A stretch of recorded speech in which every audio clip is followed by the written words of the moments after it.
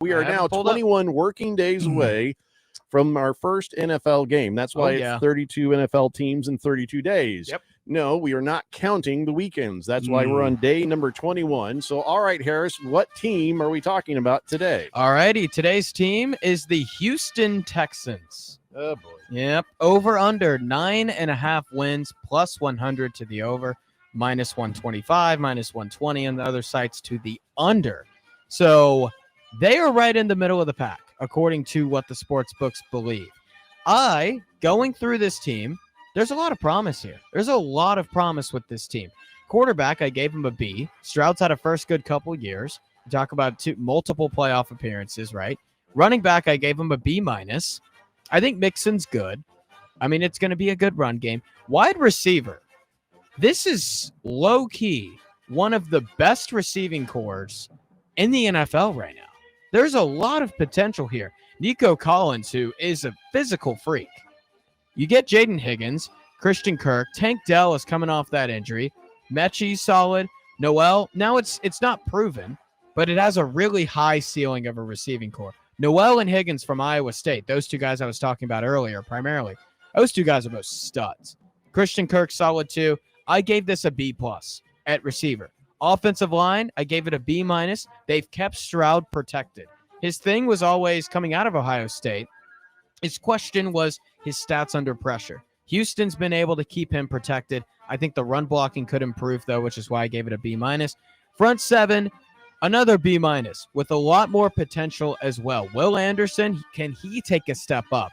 Can they have that legitimate all-pro third down pass rusher, get him in a 3rd and 7 and just a one-on-one and let him win? Do they have that guy? They do with Danielle Hunter. I'll say that. Henry To'oTo'o's good too. Al-Shaair's solid. I have some dudes there. Defensive back, B+. B+. Derek Stingley can get better. Kamari Lassiter from Georgia's really good. You get C.J. Gardner-Johnson, Jalen Petrie.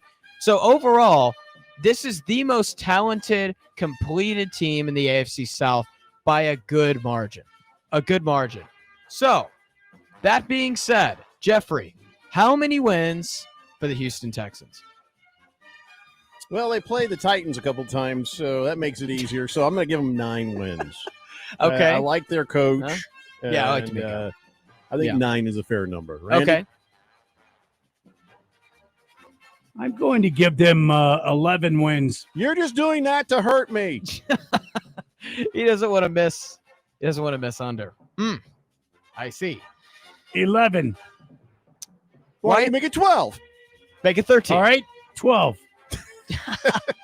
What about 17? 17 wins. Oh, 17 so they'll be undefeated, according to Randy White. No, 12. Thank you.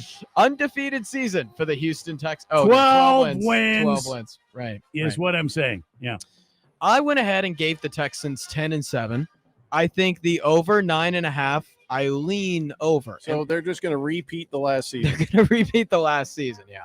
But this team, I'm higher on them than I have been in other years. 10-7, I think, a higher win total. Because they had some games I don't like that they're playing. They go at Baltimore, you play at the Rams, you play at Kansas City, at the Chargers I don't like.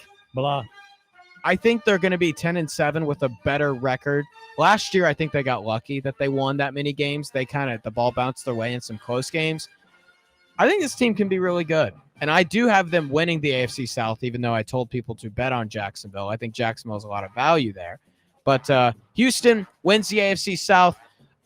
They are the 4 seed in the AFC. And with Kansas City possibly being a little bit down, other teams being a little bit down, I think Houston can make some noise. I really do. So 10-7, the overheads. They'll probably lead that. They'll probably lead the AFC South, but I just don't see them being anything that matters beyond that. Really? Mm-hmm. I love the coach. Don't get me wrong. Yeah. But this is a team that tends to struggle and implode. So I'm not as big a believer in and it's not just hate, Yeah. But I mean, I'm not convinced yet. Okay. And if they do well, I will secretly pull for them a little bit just for D'Amico Ryan. The reason why I didn't pick him more is losing Slowick at OC. I think they replaced it with Nick Colley. who's solid. I think that's a pretty good hire.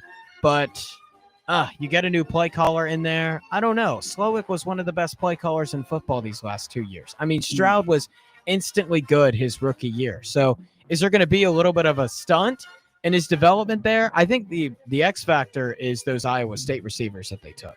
If they can be good off the bat and get open, Stroud's accurate. CJ's accurate. He'll hit them. So I think they'll be much better than 10-7 if those two guys can get good.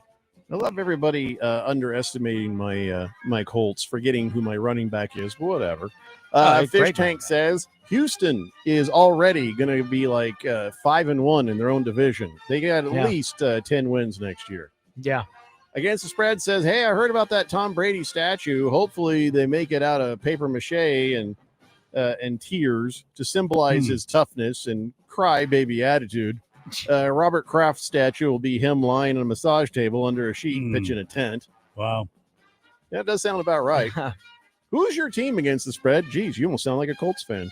Yeah. All right. So there we go. That was 32 teams in 32 days. And yay, it was the Texans. Yeah.